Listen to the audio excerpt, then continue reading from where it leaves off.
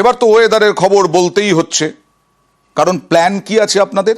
মে মাসে দার্জিলিং যাওয়ার মনে হচ্ছে, তখন তীব্র গরম পড়বে, একটু দার্জিলিং থেকে ঘুরে আসব। এই রবিবার কোথায় যাবেন? বসন্তকাল।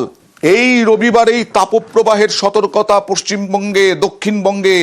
বাড়িতে থাকা কি করে হবে? এটাই তো প্রশ্ন।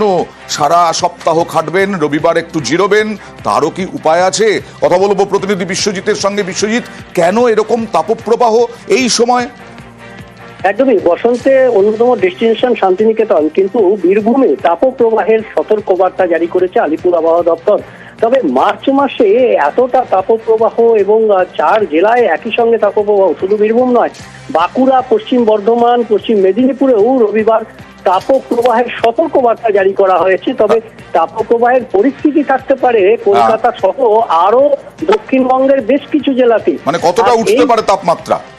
ইতিমধ্যেই 36 থেকে 38 ডিগ্রি সেলসিয়াস উঠে গেছে তাপমাত্রা পশ্চিমের বিভিন্ন জেলাতে। কলকাতাতেও পিছিয়ে নেই, 33 ডিগ্রি সেলসিয়াস কলকাতাতে। কাজেই আরো দুদিন অন্তত আগামী। কেন এরকমটা কেন হচ্ছে? কেন বলছে আবহাওয়া দপ্তর কি বলছে?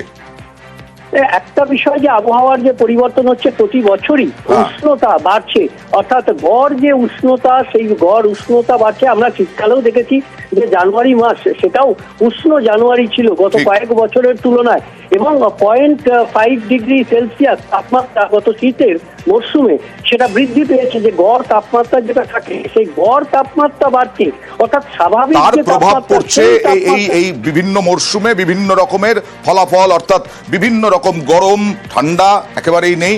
অর্থাৎ এখনই 36 থেকে 38 ডিগ্রি তাপমাত্রা চলে গেছে, কলকাতায় 33 ডিগ্রি। আর কত গিয়ে পৌঁছবে ওপরে?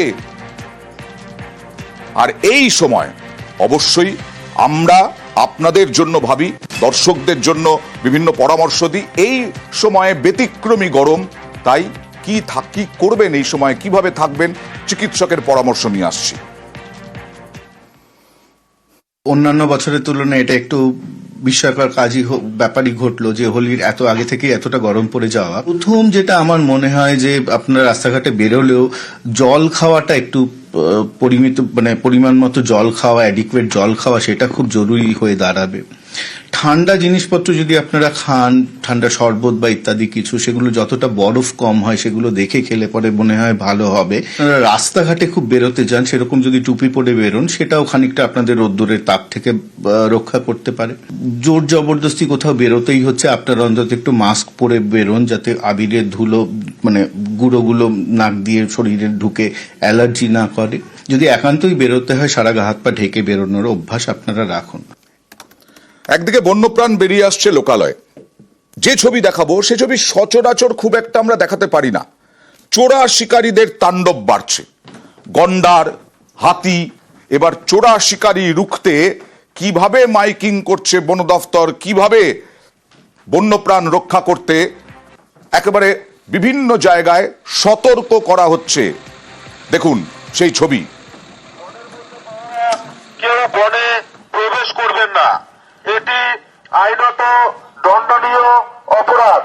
যদি কাউকে বনের মধ্যে পাওয়া যায়, তাহলে তাকে ভারতীয় বন আইন 1927 এবং বন্যপ্রাণী সংরক্ষণ আইন 1972 অন্তর্গত আইনে আটক করা হবে।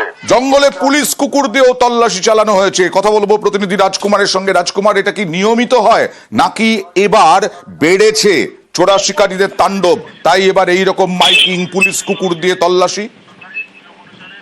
দেখো, আমরা হোলির আগে জঙ্গলের সতর্কতা জারি নতুন কিছু নয়। আচ্ছা, কিন্তু এবার যেটা একেবারে করা হচ্ছে, লাল সতর্কতা বা রেড অ্যালার্ট যে জারি করা হয়েছে জলদাপাড়া জাতীয় উদ্যানে, এটা কিন্তু নতুন খবরের ভিত্তিতেই করা হয়েছে।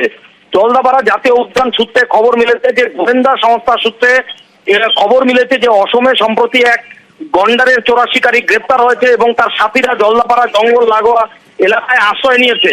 তারা জলদাপাড়া জাতীয় উদ্যানের গন্ডার শিকার করতে পারে, এই রকম গোয়েন্দা সংস্থা সূত্রে কিন্তু খবর মেলার পর একেবারে লাল সতর্কতা জারি করেছে জলদাপাড়া জাতীয় উদ্যান কর্তৃপক্ষ। পুলিশ কুকুর নামানো হয়েছে। শুধু তাই নয়, জলদাপাড়া জাতীয় উদ্যানের নিজস্ব স্নিফার ডগ রয়েছে 2টো, সেগুলোকে নামানো হয়েছে। গোটা জঙ্গল স্ক্যানিং করা হচ্ছে, ড্রোন ওড়ানো হচ্ছে।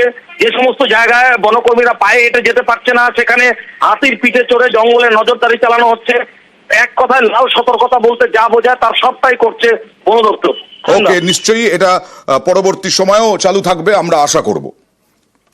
প্রোটেকশনের ক্ষেত্রে বেশ কিছু স্টেপ নিয়েছি, যেমন বিভিন্ন জায়গাতে আমরা বিভিন্ন ধরনের অ্যাওয়ারনেস ক্যাম্পেইন এবং মাইকিং এবং বিভিন্ন জায়গাতে নাকা চেকিং, আমাদের সার্চ অপারেশন, এরিয়া ডমিনেশন, এগুলো আমরা করছি। ট্র্যাপ সেট করা থাকে অথবা অস্ত্রশস্ত্র যেগুলো হান্টিং এর ক্ষেত্রে ব্যবহার করা, সেগুলো রিকভারির জন্য আমরা অপারেশন চালাচ্ছি। সাফল্যের সাথে কোচিং বা এই যে শিকার যেটা হয়, তো সেটাকে আমরা আটকাতে পারি। প্রতিদিন বেআইনি অবৈধ কাজ আমরা তুলে ধরবই। যেমন ধূপগুড়িতে আমাদের প্রতিনিধি প্রতিদিনই বলেন যে ধূপগুড়িতে একটা চক্র কাজ করছে, তারা পুকুর, নয়াঞ্জলি, সরকারি জমি কিছু ছাড়ছে না।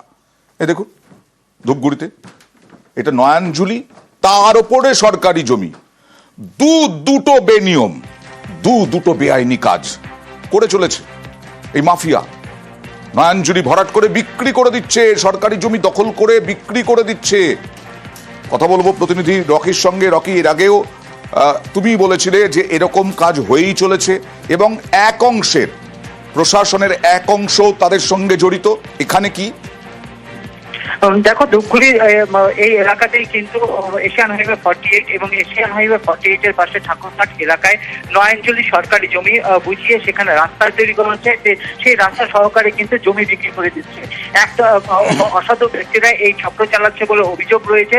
এর পাশাপাশি তোমাকে বলে রাখতে চাইবো, পুলিশ প্রশাসন, ভূমি রাজস্ব আধিকারিক এবং হাইওয়ে অথরিটির একাংশের আধিকারিকরা এর সঙ্গে যোগ রয়েছে। এই কারণে দিনে দুপুরে সেই রাস্তার পাশে সরকারি জমি বুঝিয়ে ফেলা হচ্ছে বলে অভিযোগ করেছে বিরোধী দল। আর গোটা ঘটনায় কিন্তু শোরগোল পড়ে গিয়েছে গোটা এলাকায়, কারণ দিনে দুপুরে যেখানে রাস্তার পাশেই এই নয়াঞ্জলি ভরাট হচ্ছে, তাতে বাস্তুতন্ত্র নষ্ট হয়ে যাবে বলে আওয়াজ তুলেছে পরিবেশ প্রেমীরা। এখন দেখার বিষয় প্রশাসন কতটা তৎপর হয় এই জমি মাফিয়া। অবশ্যই পদক্ষেপ করা দরকার। বারবার এরকম ভাবে সরকারি জমি দখল হয়ে যাবে, বিক্রি হয়ে যাবে, সরকারি জমি থাকবে না।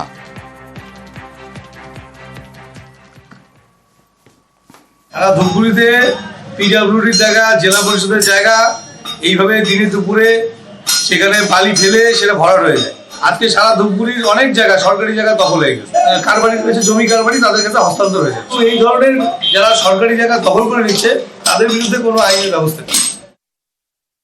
বরখাস্ত করা হবে না, বিএলও সাহেব, আইসি সাহেব দেখছেন, এবং এই ধরনের যে কোনো অবৈধ যে কাজের সাথে যেই যুক্ত থাকুক না কেন পুলিশ করা পদক্ষেপ নেবে। ঘোলাটা আপনারা দেখেছেন, ফোন করা হয়েছে, এফআইআর হয়েছে, এবং আরো 2-4টা যারা লুকিয়ে করছেন, পুলিশ আরো অ্যাক্টিভ হবে।